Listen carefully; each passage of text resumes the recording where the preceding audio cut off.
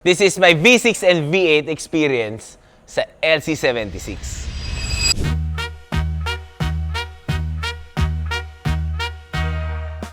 Parehong ladder frame, solid axle at pang-trabaho talaga. Ito ang experience ko sa mga nagamit ko na LC76. Ang LC76 na V6 or V8 or 2.8 talaga ang matibay at reliable. Sa makina naman, dito lang sila nagkakaiba. Una, ang modern na LC76 na merong 2.8 na 1GD FTV.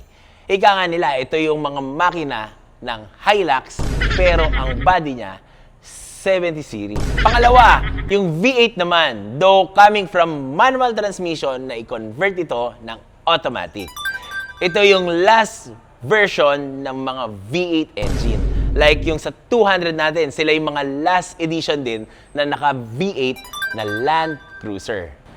Take note guys, ang LC76 ng V8, single turbo lang siya.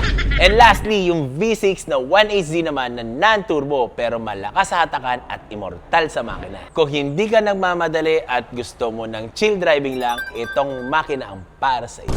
Masasabi ko, game changer ang Matic na V8 version. Imagine, combine mo yung Hilux feel pero V8 na LC200 transmission. Ibang level ito. Riding comfort? Pare, basta nakarekaro ka, hindi ka itatapon. Eh, sabi nga ng mga owner nito, matagtag. Pero dapat pare, mag-upgrade ka ng Recaro. Hindi tayo sponsored ng Recaro.